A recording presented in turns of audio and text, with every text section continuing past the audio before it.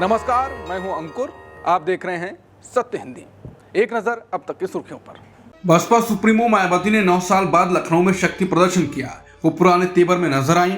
भतीजे आकाश के साथ मंच पर पहुंची और हाथ हिलाकर समर्थकों का अभिवादन किया। उन्होंने मंच से सीएम योगी की तारीफ भी की और सपा को दोगला बताया। आजम खान के बसपा में शामिल होने की अटकलों पर भी पहली बार जवाब दिया। उन्होंने कहा कि मैं ऐसे किसी से छिपकर नहीं मिलती, जब भी मिलती हूँ खुले में मिलती हूँ। नगीना सांसद चंद्रशेखर आजाद पर बिना नाम लिए निशाना साधा और कहा कि ऐसे बिकाऊ लोगों से सावधान रहने की जरूरत है। 1 घंटे के संबोधन में मायावती ने भतीजे आकाश आनंद को तवज्जो दी। उन्होंने संकेतों में यह भी साफ कर दिया कि वही उनके उत्तराधिकारी होंगे। साथ ही बसपा के 5 सीनियर नेताओं के बेटों का नाम लेकर उनकी तारीफ की। आखिरी बार मायावती ने इतनी बड़ी रैली अक्टूबर 2016 में की थी। बहुजन समाज पार्टी प्रमुख मायावती ने पार्टी संस्थापक कांशीराम की पुण्यतिथि पर लखनऊ में जनसभा को संबोधित किया। इस दौरान उन्होंने समाजवादी पार्टी पर निशाना साधा तो वहीं यूपी की बीजेपी सरकार की तारीफ की। मायावती ने कहा कि समाजवादी पार्टी जब सरकार में रहती है तब ना उन्हें पीडीए यानी पिछड़ा दलित अल्पसंख्यक याद आता है, ना कांशीराम की जयंती और ना ही उनकी पुण्यतिथि याद आती है। यूपी में अपने कार्यकाल का जिक्र करते हुए उन्होंने कहा कि हमने कांशीराम जी के नाम पर कई संस्थानों के नाम रखे, कई योजनाएं शुरू की जिन्हें समाजवादी पार्टी ने सत्ता में आते ही बंद कर दिया। ये उनका दोहरा चरित्र नहीं है तो क्या है। मायावती ने आज बीजेपी सरकार को खुलकर धन्यवाद दिया। उन्होंने कहा कि वर्तमान की भाजपा सरकार अच्छी है। योगी सरकार ने जनता का पैसा नहीं दबाया, बीएसपी का फंड रोका नहीं। उन्होंने कहा कि मैं वर्तमान सरकार की आभारी हूं। कांशीराम पार्क और अंबेडकर पार्क में आने वाले लोगों से मिले टिकटों का पैसा सपा सरकार की तरह दबाकर नहीं रखा गया। मेरे आग्रह पर पार्क की मरम्मत पर पूरा खर्च किया गया, जबकि सपा सरकार ने पार्क के रखरखाव की बजाय दूसरे मदों पर पैसा खर्च कर दिया था। वहीं इसी बीच अखिलेश यादव ने बिना किसी का नाम लिए एक्स पर पोस्ट किया, क्योंकि उनकी अंदरूनी साठगांठ है जारी है, इसलिए वो जुल्म करने वालों के आभारी हैं। कांशीराम स्मारक में उमड़ी भीड़ के सामने मायावती ने कहा कि अब मैं आप लोगों के बीच ज्यादा से ज्यादा समय दूंगी, इस तरह के कार्यक्रमों में अधिक नजर आऊंगी। आप लोगों को भ्रमित नहीं होना है। 2027 में हमें 5वीं बार बसपा की सरकार बनानी है। इसके लिए सपा, भाजपा और कांग्रेस जैसी जातिवादी पार्टियों के षड्यंत्रों से सजग रहना होगा। मायावती ने मंच से कार्यकर्ताओं की प्रशंसा करते हुए कहा कि भीड़ को बाकी दलों की तरह दिहाड़ी देकर नहीं लाया गया है। ये लोग खुद चलकर आए हैं, वो भी अपने खून पसीने की कमाई से।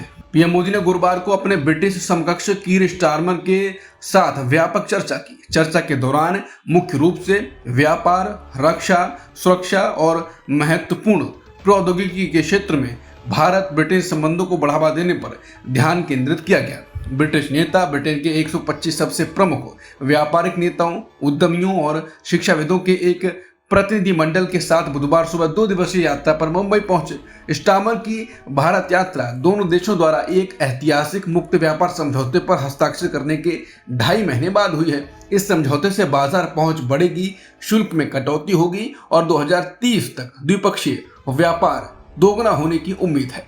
पीएम मोदी ने कहा कि हमने महत्वपूर्ण खनिजों यानी क्रिटिकल मिनरल्स पर सहयोग के लिए इंडस्ट्री गिल्ड और सप्लाई चेन ऑब्जर्वेटरी स्थापित करने का फैसला किया है। भारत और यूके ने सैन्य प्रशिक्षण यानी मिलिट्री ट्रेनिंग में सहयोग पर भी समझौता किया है। प्रधानमंत्री मोदी ने आगे कहा कि हम पूरी तरह से भारत प्रशांत क्षेत्र में समुद्री सुरक्षा सहयोग को मजबूत करने के लिए प्रतिबद्ध हैं।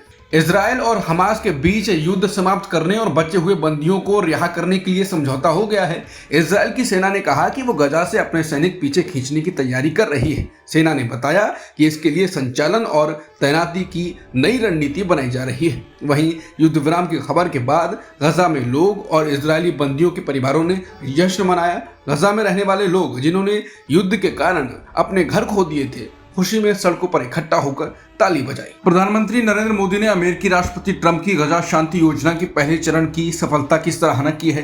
उन्होंने इस मौके पर इजरायल के प्रधानमंत्री बेंजामिन नेतन्याहू के मजबूत नेतृत्व की भी तारीफ की। मोदी ने एक्स पर लिखा, हम राष्ट्रपति ट्रंप की शांति योजना के पहले चरण पर हुए समझौते का स्वागत करते हैं। ये पीएम नेतन्याहू के मजबूत नेतृत्व का भी प्रमाण है। हमें उम्मीद है कि बंदी बनाए गए लोगों की रिहाई और गजा के लोगों के लिए मानवीय सहायता से उन्हें राहत मिलेगी और स्थायी शांति का रास्ता खुलेगा। गौरतलब है कि पीएम मोदी इससे पहले भी 2 बार ट्रंप की इस इजरायल फिलिस्तीन हमास शांति पहल की तारीफ कर चुके हैं।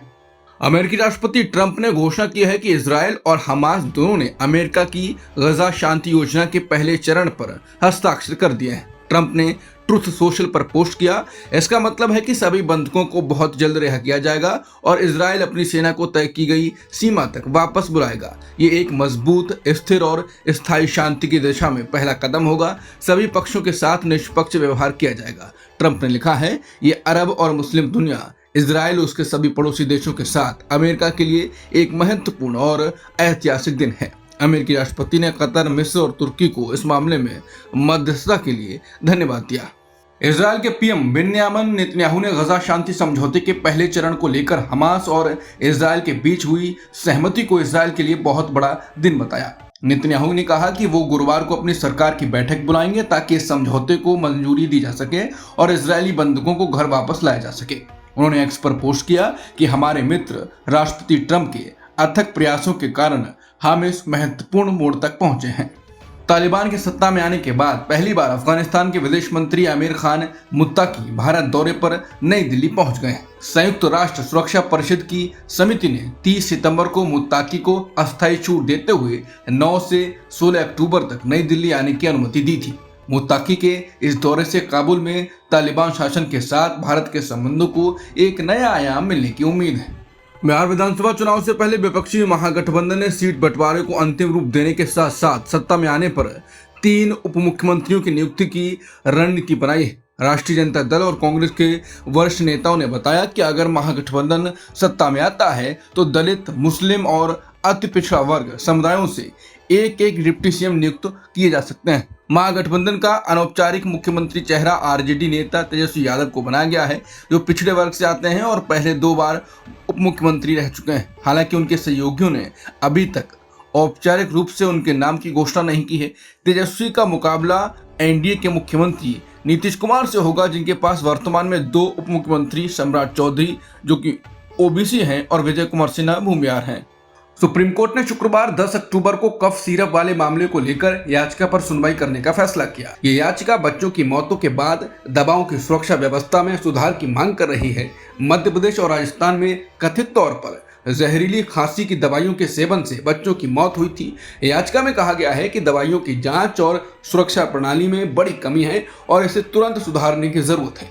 चीफ जस्टिस बीआर गवई और जस्टिस उज्ज्वल भुइयां तथा जस्टिस के विनोद चंद्रन की बेंच ने याचिकाकर्ता और उनके वकील विशाल तिवारी की बातों को नोट किया और इसे जल्दी सुनवाई के लिए मंजूर किया। सुप्रीम कोर्ट अब इस याचिका पर 10 अक्टूबर को सुनवाई करेगा। मध्य प्रदेश में खांसी की दवा पीने से 17 बच्चों की मौत के मामले में कार्रवाई हुई है। पुलिस ने श्रीसान फार्मास्यूटिकल्स कंपनी के मालिक को गिरफ्तार कर लिया है। यही कंपनी कोल्ड ड्रिप सिरप बनाती थी, जिससे बच्चों की मौत से जोड़ा जा रहा है। पुलिस अधिकारियों ने बताया कि कंपनी के खिलाफ लापरवाही और जहरीले रसायन इस्तेमाल करने का मामला दर्ज किया गया है। विश्व स्वास्थ्य संगठन यानी WHO ने भारत सरकार से ये स्पष्ट करने को कहा है कि क्या कोल्ड्रिफ नाम की वो खांसी की दवा जिससे देश में 15 से ज्यादा बच्चों की मौत जुड़ी बताई जा रही है, अन्य देशों में भी निर्यात की गई थी। WHO के एक वरिष्ठ अधिकारी ने बताया कि अभी तक इस दवा पर कोई ग्लोबल मेडिकल प्रोडक्ट अलर्ट जारी नहीं किया गया है। WHO भारत के स्वास्थ्य अधिकारियों से जवाब मिलने के बाद ही तय करेगा कि अलर्ट जारी करना जरूरी है या नहीं। अब तक मध्य प्रदेश और राजस्थान में 5 साल से कम उम्र के कम से कम 17 बच्चों की मौत इस खांसी की दवा के सेवन के बाद हुई बताई जा रही है। जांच में सामने आया है कि इस सिरप में डायलिथिन ग्लाइकोल नाम का जहरीला तत्व मौजूद था। अब तक की खबरों में इतना ही। बाकी खबरों के लिए बने रहिए सत्यहिंदी.com के साथ। Copyright disclaimer under Section 107 of the Copyright Act 1976. Allowance is made for fair use for purposes such as criticism, comment, news reporting, scholarship, and research. Fair use is a use permitted by copyright statute that might otherwise be infringing.